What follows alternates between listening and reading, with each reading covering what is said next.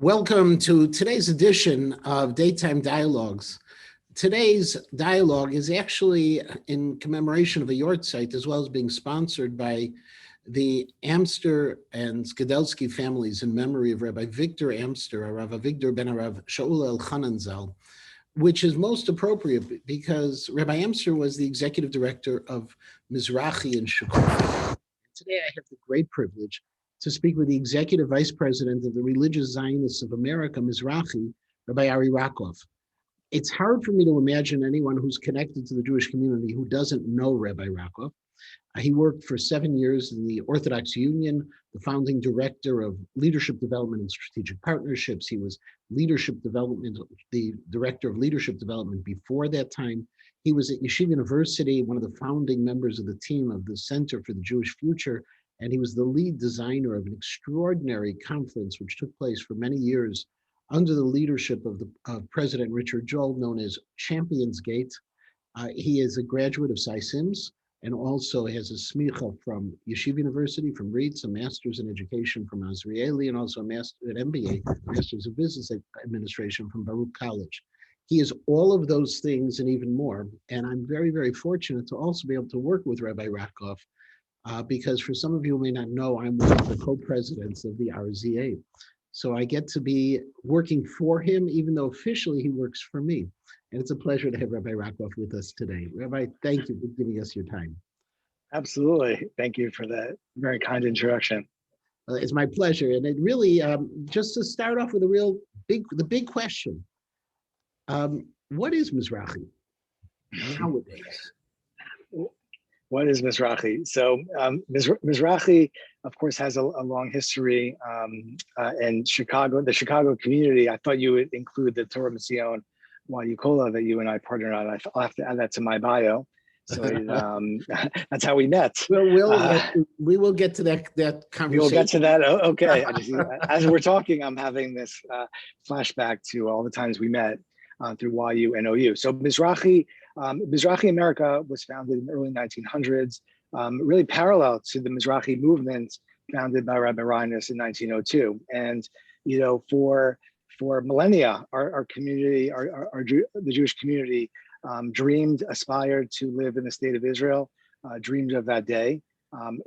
In the course of the last century plus, Mizrahi has been at the forefront here in America and also around the world, helping enable that reality in practice and to ensure that our community always maintains a bond in times of crisis. I think a period of time that we can connect to now, and in times of prosperity, where in 1948, of course, the state was founded, and Mizrahi, which is actually an acronym for Merkaz Ruchani, a center of spirituality. So at the cornerstone, we are a religious, spiritual point of connection to Israel in all ways.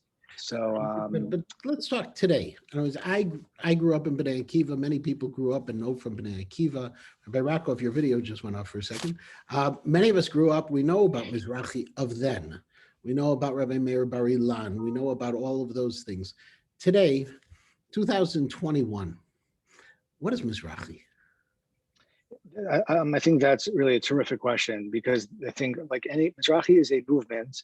And I want to put that out from the outset, because I think it's something that I have grown to appreciate, having been involved with Mizrahi at the board level together with you and our extraordinary team at Mizrahi, and feel very privileged to have crossed over to the professional role and have even a deeper appreciation for that. As a movement, we stand for something beyond just an organization that founds things. So Mizrahi's history, as you've mentioned, from the founding of Bar Ilan University in the name of Rabbi Meir Bar Ilan, and the founding of the Yeshiva Bnei Akiva and the Hesder movement and so forth, played roles for that time. And the question for today is the question of, which is, I think, the biggest challenge that we're all thinking about right now, which is we've all had the last 18 months or so, 16 months, where we haven't even had a chance to be in Israel, because Israel, for our generation now, and certainly our kids and grandkids,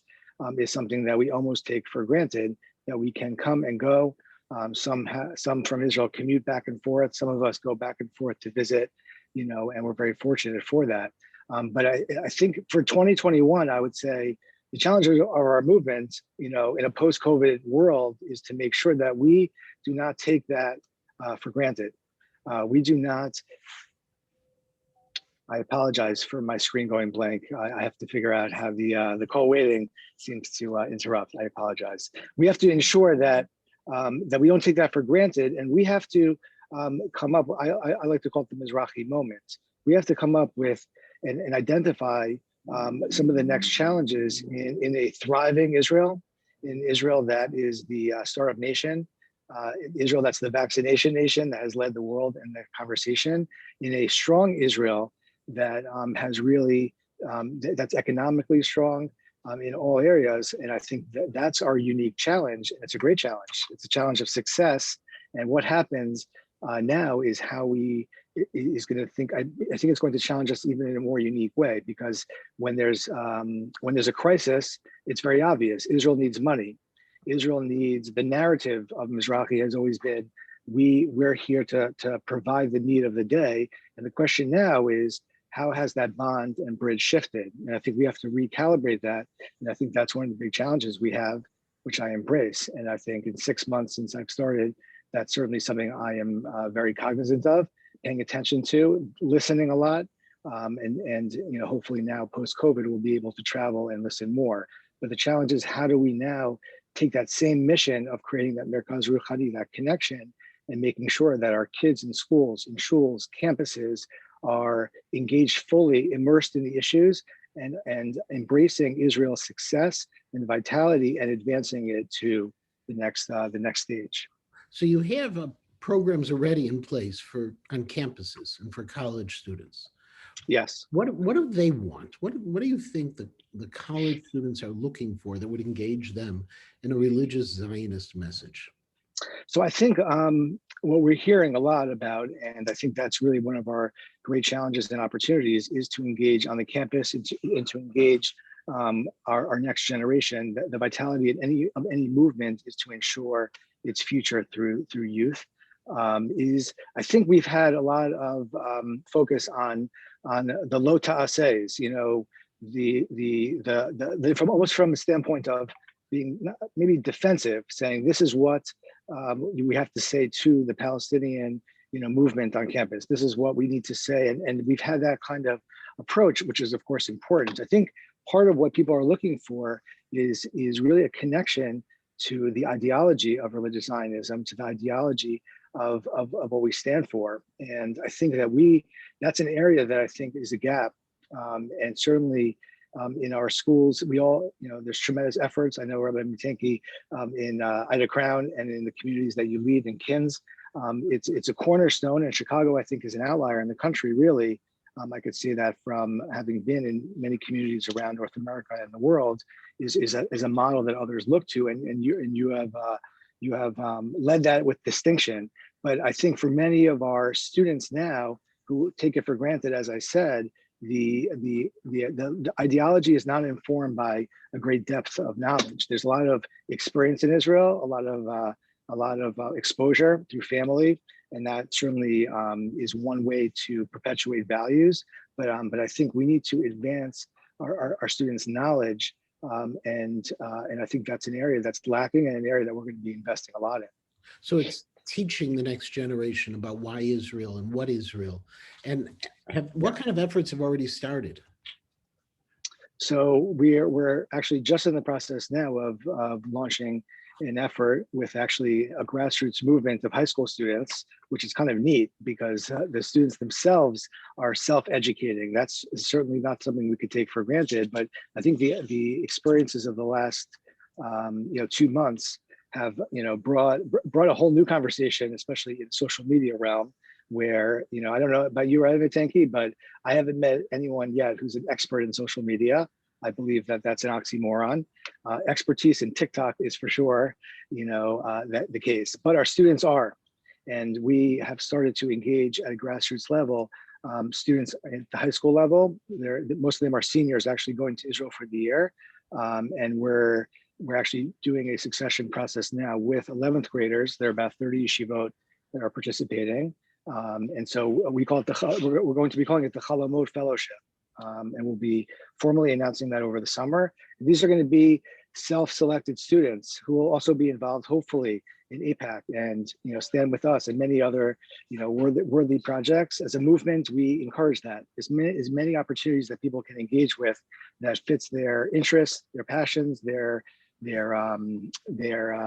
strengths. So we encourage that. But this fellowship will be for select students who are looking to take it to the next level, and we'll be looking to launch that this summer. We'll have about 30 fellows within our high school cohort and another 30 in Israel. And actually, we're in the process of recruiting another 30 who will be here on campus in America.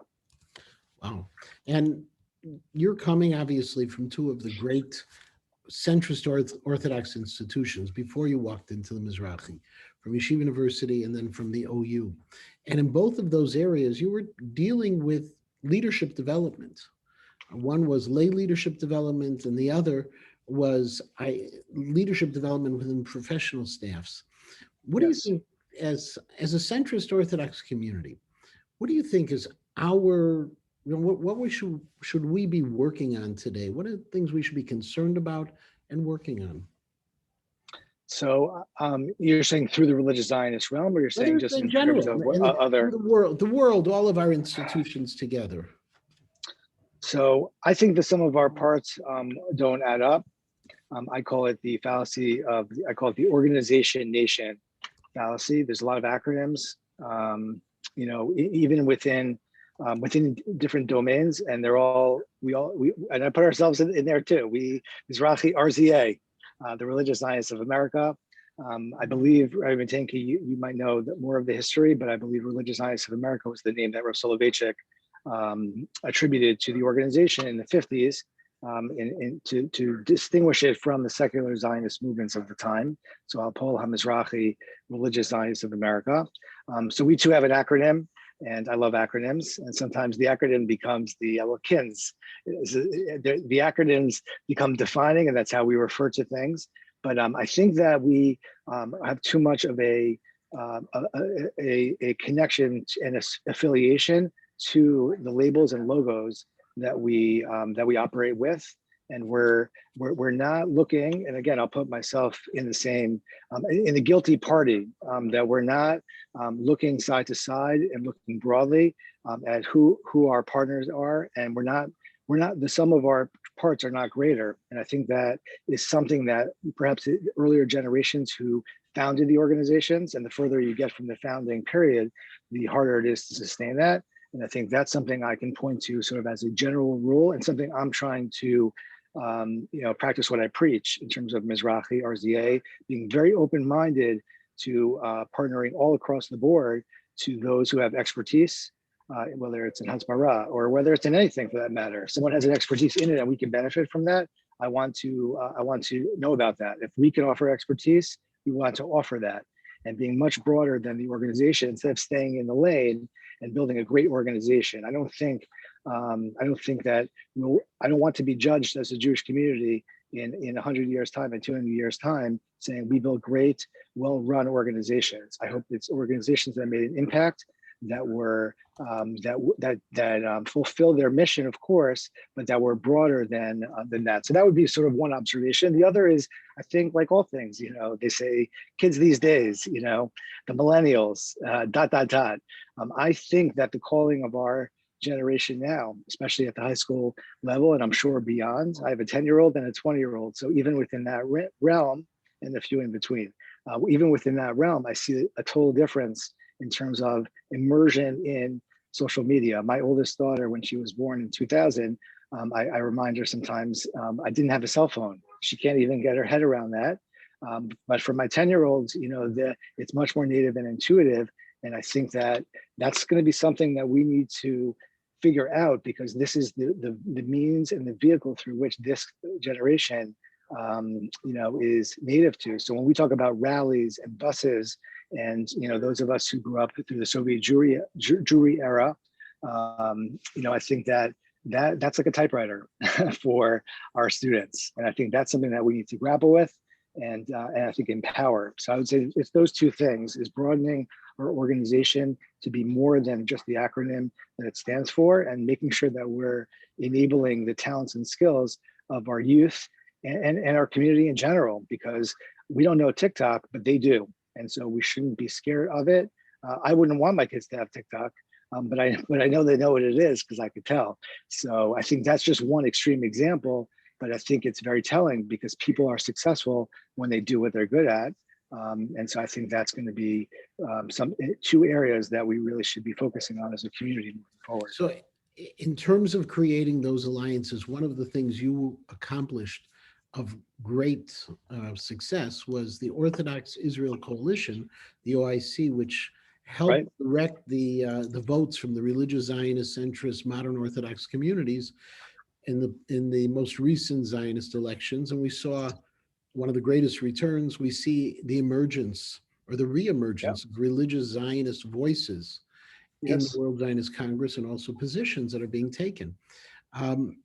When you look back on that experience, what can we do better in 3 years? And what is it, about 3 years, the next time the election comes around? Yeah, it's coming up.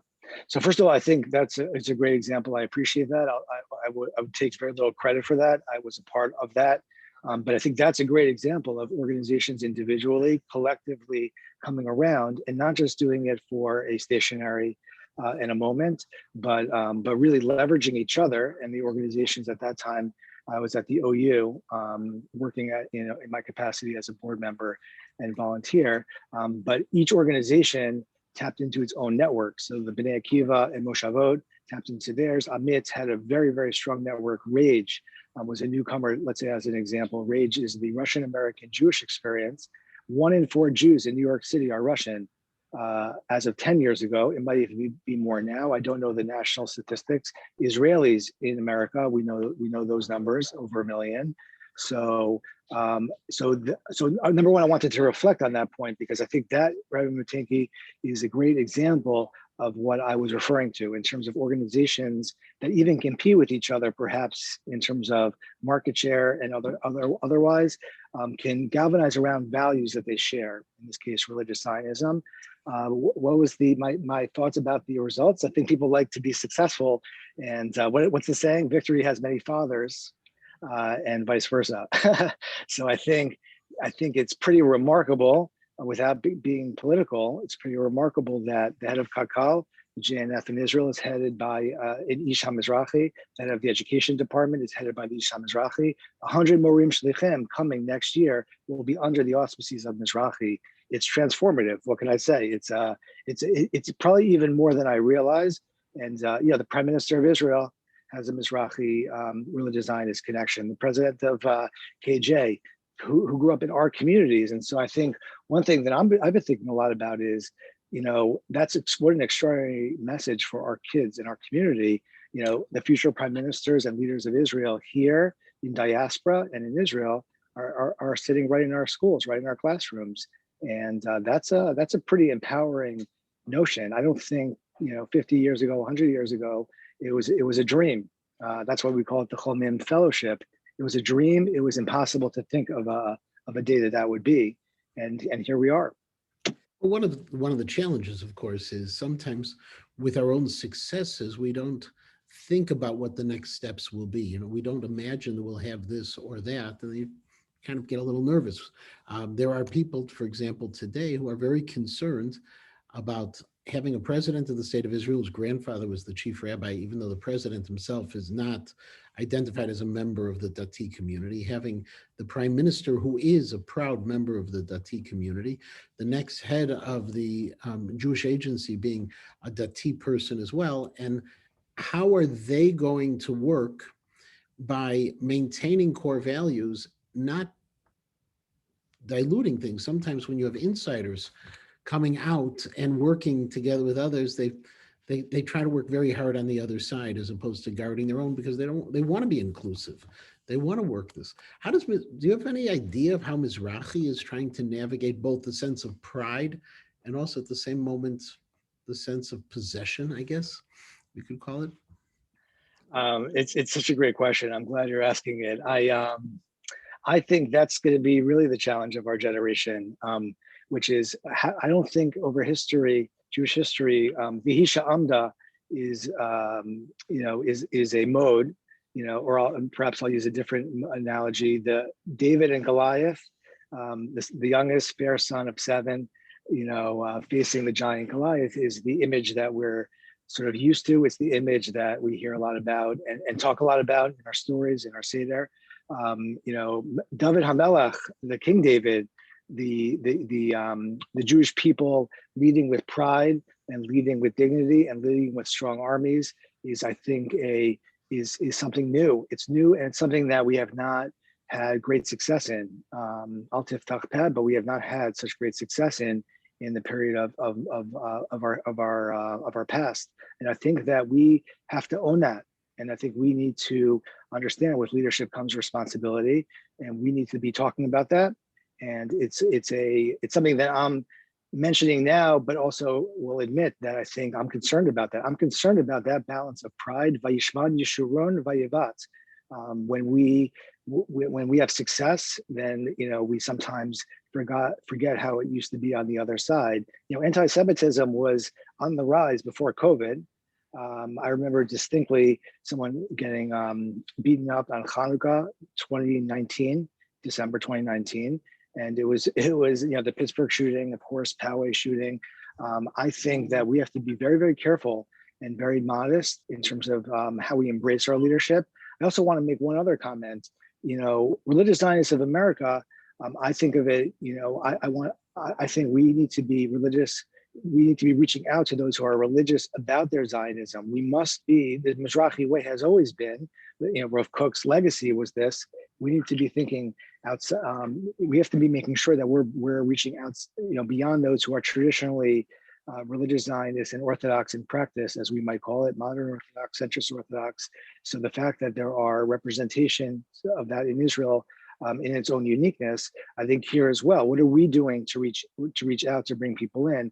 That's a sign of strength. Those who bring in others from other communities and beyond, and just embrace. And I think that's going to be our challenge. The Pew Report tells that story. The Pew Report tells the story of the Orthodox community gaining in percentage, gaining in number. We should be terrified by those numbers, because that means we'll be a larger percentage and we can pat ourselves on the back. But that means that our communities are going to need to be realigned to have those who have less background come in. So I would say, coming full circle, that's what we have to balance: is pride, which I think is tremendous. There's no better way to perpetuate.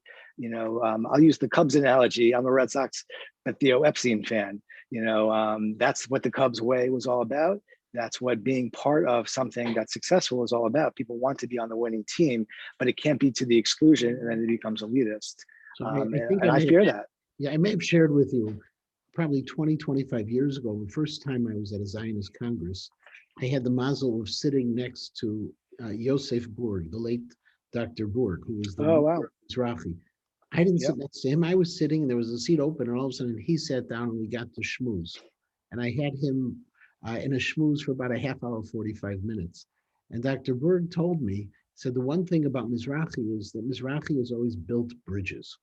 We never destroyed them. We always built the bridges, and we were able to work with whoever was present to create something stronger. I guess the question we now have is, we are on the winning side. We have that power in our side, and we have to make sure that we continue to build bridges, even to people who we may not have the same need to be working with as we once did, but to continue to build it.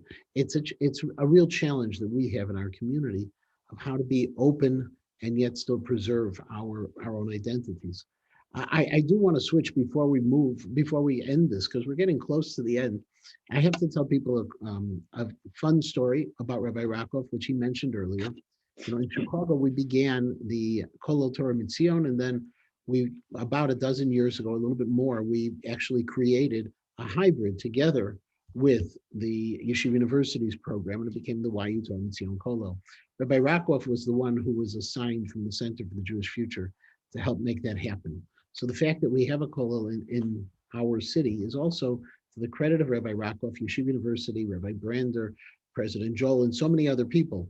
but Rabbi Rockoff was also involved in finding candidates to be the Rosh Kolo. There were three candidates, I remember. Mr. Ricky Rothner and I flew to New York for a day. Rabbi Rockoff brought three candidates into a room. Somehow it looked like a storage room at Yeshiva University. There were file cabinets, a Oh, table. yeah, I'm not there now. It looks like a storage room. No, the one you're in now looks better.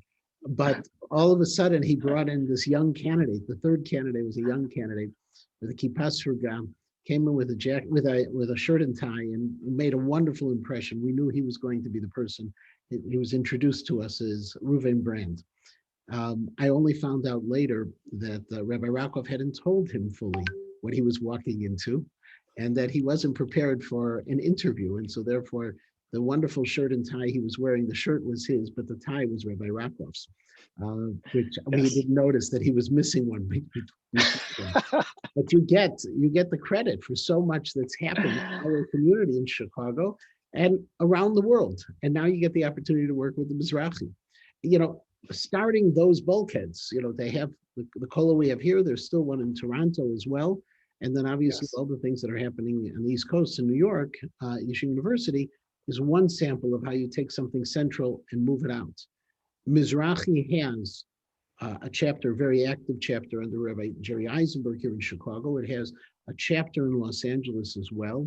We don't have these ideas of a decentralized Mizrahi except for those two locations. Is that something we can look forward to? Is it something you can take that YU Torah Mitzion model and move it out on Mizrahi as well to other places? I think you may have frozen. Either that or you're looking very seriously at me, Rabbi. So I'm going to give it another moment. Hopefully you will unfreeze. And if not, well, this is a new experience. We haven't had this happen before, Rabbi. Rabbi Rockoff, I wish you had frozen when you were having a smile on your face instead of a very serious look. But I want to take the opportunity, since technology is getting the better of us, and thank him for his time, and thank everyone for joining us again this week. Next week on Daytime Dialogues, we'll be listening to a conversation with the new president of the Religious Zionists of America, Rabbi Binyamin Blau of Cleveland. The Rabbinical Council of America, Rabbi Binyamin Blau. And I thank you all for joining us. And I thank again the Amster and the Skidelsky families for sponsoring today's conversation.